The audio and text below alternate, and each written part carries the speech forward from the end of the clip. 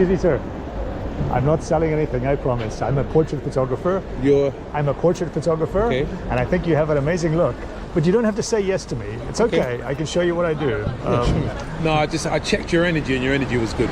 What's your name, sir? Xavier. Are you from London originally? Are you have always lived here? Jamaican heritage, but yeah, lived in London most of my life. Excellent. Are you a happy man? Like, incredibly, yeah. You seem it. Yeah, because of the way how I view the world. Yeah. The lens that I have is very, very truthful. Most of the time, people that are struggling with their life is because of what they're comparing it to. So I'm saying, okay, cool, stop comparing it to that, and now let's compare it to yourself. You're being a bad copy of somebody else rather than being an authentic version of self. How are you with getting your photo taken? Are you? I'm cool. You're cool, yeah. I'm all right with that. I'm over myself. I'm not lonely. I am alone sometimes. I spend a lot of time alone, even though I come from a huge family. I got 5 older brothers.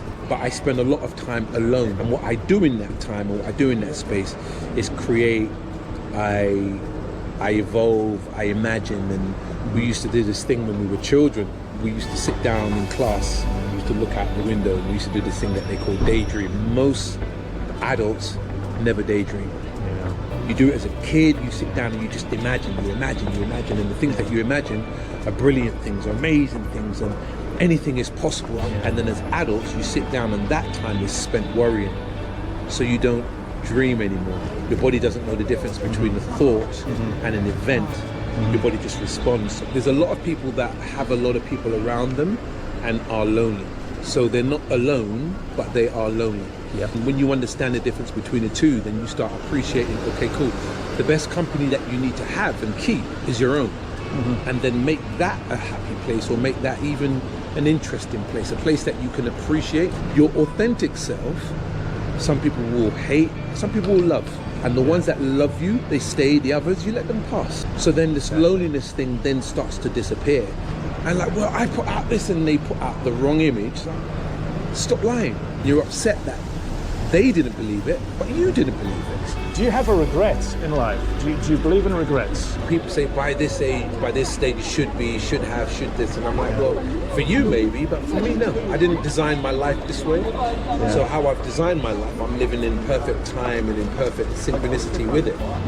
My mum, she's passed now. She'd always say, I don't mind dying as long as I live first. That's always stuck with me my whole life. I need to live.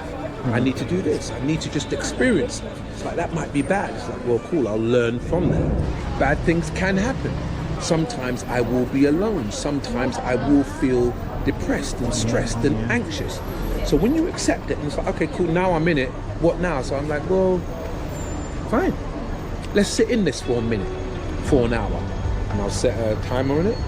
And then I'm like, okay, I'm bored now. Let's go and do something else. And I'd go for a walk. I was going to go straight home, but I thought, let me go for a little stroll. I don't come down to the West End much. So when I do, I like coming around and looking at architecture and just, I love people watching as well. Yeah. But the more people do that, the better it is. Sometimes people's poison, what they believe is poison, is actually their antidote, which is actually getting out, being amongst people, and going for walks and going for strolls, and everybody's behind their phones. And that thing stops you from doing the one thing that we were born to do, was touch, communicate. And social media isn't social. I just traveled a minute ago and I went to the airport and they go to me, you can go to the automatic machine. And I was like, no thanks, I'd rather speak to a human. And the guy looked at me like, literally his face was like that. But I'm always trying to get human connection, contact. It's just key. We're desperate for it, but we're also a little bit scared of it. I'm speaking for myself. I'm desperate for it, but I'm also a little bit scared of it. Because? We're going up, doing this, like going up to somebody, I'm always preparing for the worst. The person's going to be dismissive, be rude, and I'm going to feel rejected. But that hardly ever happens, actually. Your reference point is 9 times out of 10? Yes. I'm good. Yes. You still focus on the one. Yeah. Why? You're always scanning for danger. For? Danger. The interesting thing is, when you start thinking of the worst thing appears in your psyche, in your energy. So then think of the opposite. And the minute you start challenging that narrative, then the narrative starts to disappear. Living is a choice. Dying is an inevitability. You don't have a say in it. Now, do you want to live? Perfect. Thank you so much. It's been a pleasure.